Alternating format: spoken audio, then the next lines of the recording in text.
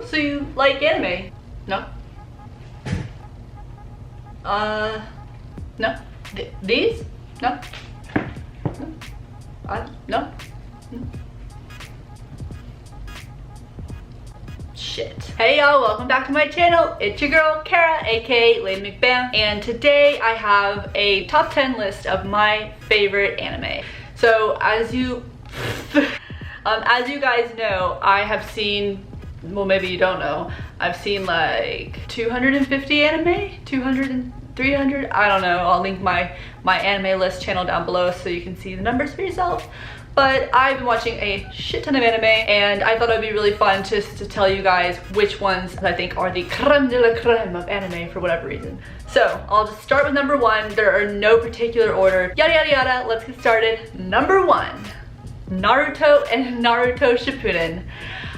Yeah, this is a nostalgia one for me. I watched it when I was young. I was like 9 years old when I first watched it, and I had a fat crush on Sasuke. Let me tell you, I was like, oh, trash. Yeah, I watched all of Naruto and Shippuden twice. Nostalgic choice, fan fave, love it. Number two is Tengen Toppa Gurren Lagann. I heard of this show from a friend, watched it all in one day. It broke my heart and it dazzled me with its mecha robot fights in space, and it's really epic. Y'all, seriously, if you haven't seen it, please watch it. It's not for everybody. If you don't like mecha, you're probably not gonna like it. Mecha is robots, right? One of my favorites is so good. Number three, Code Geass. Code Geass is a masterpiece, y'all. If you haven't seen this show, you have to see it. And please do not, please do not be one of those people who only watches a couple episodes of Code Geass and then just decides they don't like it. If you really want to watch Code Geass and know if you like it or not, you have to watch all 50 episodes. There's this annoying thing happening nowadays where shows just never end. And Code Geass ends, and not only does it end, but the ending is absolutely beautiful. If you guys have never seen it, please watch it, I swear to God. The next one is one that when I mention it to people, they have no idea what I'm talking about. So if y'all know what this anime is, kudos to you. I can never remember the name, even though it's in my top 10 list because it's hard to say. But it's Showa Genroku Rakugo Shinju. Showa Genroku Rakugo Shinju. Showa Genroku Rakugo Shinju. And y'all, I'll put a picture here of what the titles look like, or what the covers look like, in case you've never seen it before. But this show is ridiculously good. If y'all haven't seen it, I highly recommend watching it. It is, no words. The show is so good, but I will warn you, it's not for everybody. And what I mean by that is, this show is about Rakugo, which if you don't know, is a traditional Japanese art form of storytelling. And in the show, the characters storytell, and that can go on for about 3 minutes or so. So if you're not interested in watching characters in a show tell stories, I would probably skip it. But if you are interested in a really rich story that spans over generations, that has a huge payoff in the end, I recommend watching it. So that was number four. Number five, March Comes In Like a Lion.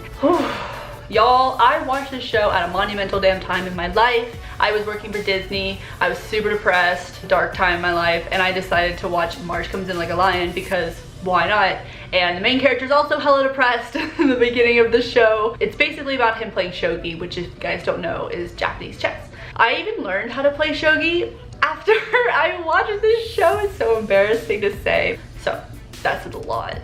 The opening song is also really cool, the backstory, because Bump of Chicken is the band who does the opening song for the first season, and actually the main vocalist was obsessed with the manga March Comes In Like a Lion. It was actually his favorite. So when he found out that they were going to make an anime about it, he actually contacted people in charge of the anime and asked if he could create a song for the show. And they said, hell yeah! So that gives a little bit of merit as to why you should definitely watch March Comes In Like a Lion. Alright, number six, One Piece. Need I say more? One Piece, if y'all have never watched it, is a marathon. I'm not gonna lie, this show is so long. It's longer than my future, but if you guys ever do sit down and decide to watch it, it is worth it. I had never seen One Piece until 2017. I decided to watch it because as an avid anime fan, I was hella embarrassed that I had never seen it. So I started watching it in October of 2017, and it took me 22 months to watch One Piece.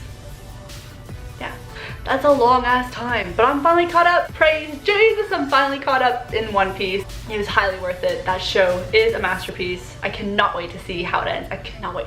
I cannot wait. All right, the next one, number 7, is Clannad. Not just Clannad, it's Clannad and Clannad After Story. That show traumatized me. That show fucking traumatized me, y'all. Okay, first of all, I need to stop saying y'all. This is one of the saddest goddamn shows I've ever seen in my life. I'm not gonna say any more about it because I'm not mentally stable enough to say anything about it right now. Anyways, next anime, number 8, Dragon Ball Z. Guys, so Dragon Ball Z was actually my very first anime I ever saw. I was 9 years old, it was after school, and it came on Toonami or whatever it came on, I don't even remember. And I lost my shit. I lost my shit.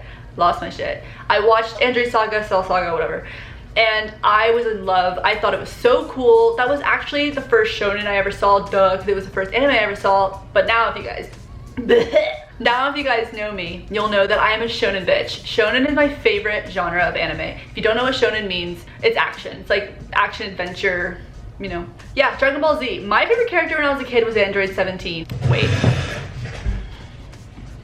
Android 17. Android 17.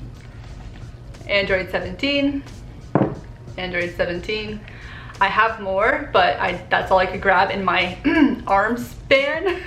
I was obsessed with Android 17.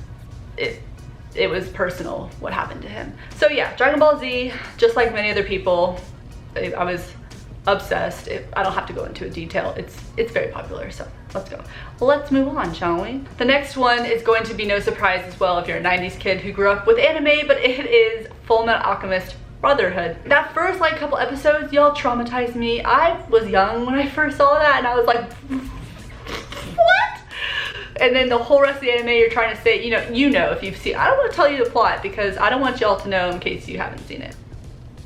I was very invested in this show. I loved how they did the 7 deadly sins. I loved Edward and Alphonse, and I loved their relationship, and I loved how he had a metal arm. It was so cool. He's like pew pew pew, you know. And the ending, again, like Code Geass, is absolutely superb. It feels so good when an amazing anime has a thought out amazing ending, unlike some anime I can tell you about.